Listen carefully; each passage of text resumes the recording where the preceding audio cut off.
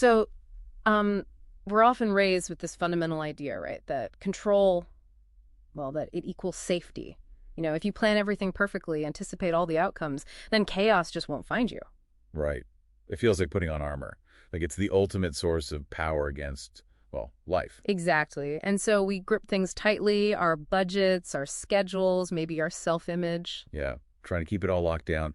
But the material we've been looking at suggests this whole approach is not just exhausting.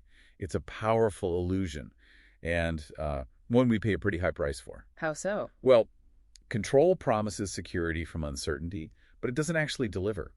Instead, it kind of makes you a hostage to the idea that you can somehow avoid all the randomness and change inherent in life, which, you can't. Okay, so that's the mission for this deep dive then. To unpack why surrender, the very thing we fear, is weakness. Might actually be the key, the real strength we need to cultivate. All right, let's get into the mechanics here. Psychologically, there's this control paradox they talk about. It's fascinating. Basically, when the world feels really chaotic, economies are shaky, maybe politics feel tense, Uh-huh. we tend to double down. We try to control the smallest, most predictable little corners of our own lives even harder. That's spot on. It's like this primal attempt to manage what feels like a modern wilderness, right?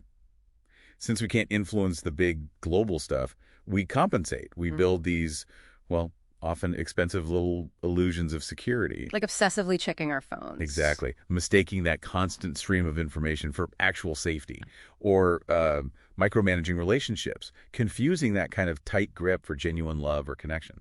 But hold on a second. If control is so draining, why do we see so many high achievers, entrepreneurs, executives who seem very controlling? Why do they often seem to succeed? Initially, anyway.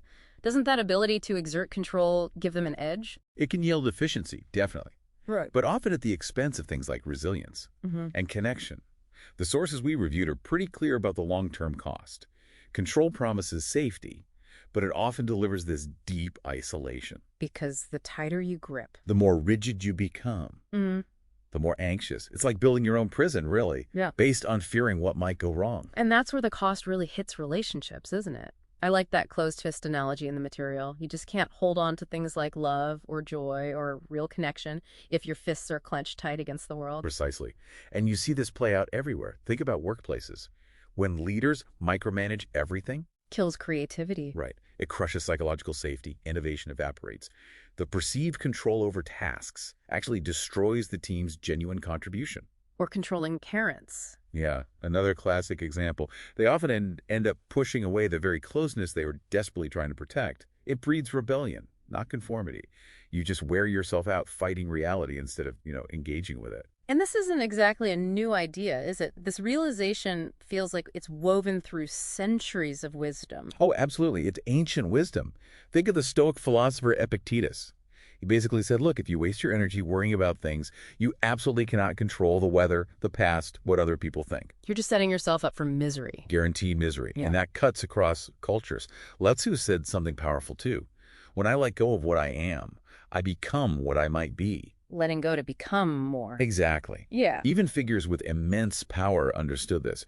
Marcus Aurelius, the Roman emperor, right? He wrote constantly about impermanence, about how little he could truly control beyond his own thoughts and actions, despite running an empire. And today, how does this show up? Well, our masks of control are just maybe more modern, curating these perfect-looking online lives, or chaining our sense of self-worth entirely to how productive we are. Our calendars become like battle plans, mistaking busy for, actual meaning or fulfillment. Okay, so if control is the cage, how do we get out? The research points towards acceptance. Right? Yes, the psychology of acceptance is really the pathway. It's fascinating. Studies show people who score higher on measures of acceptance, which is basically the willingness to let your internal experiences, thoughts, feelings just be without fighting them. They report lower anxiety. Significantly lower anxiety, yeah, and higher overall well-being. So acceptance isn't just rolling over and giving up. Not at all. That's a crucial distinction. It's not about passivity. It's not about stopping effort.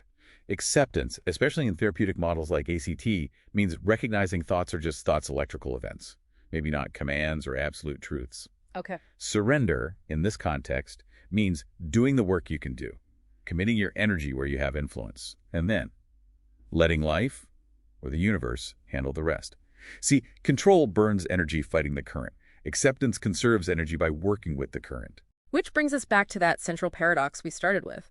The moment you genuinely stop trying to micromanage everything, that's when life can actually start to flow more easily. Exactly. You realize control wasn't really security at all. It was just this exhausting cage you built yourself. Ultimately, surrender is a trade, a really profound one. You trade that constant, heavy weight of anxiety for a sense of trust. Trust in your own ability to adapt to handle whatever comes. Trading perfection for presence. Yes. And trading that deep-seated fear for freedom, real freedom. So if there's one thought to leave everyone with from this deep dive, maybe it's this. The death of control isn't failure. It might actually be the birth of real peace. Yeah. The art of losing control. Maybe that's really the art of finally truly coming alive.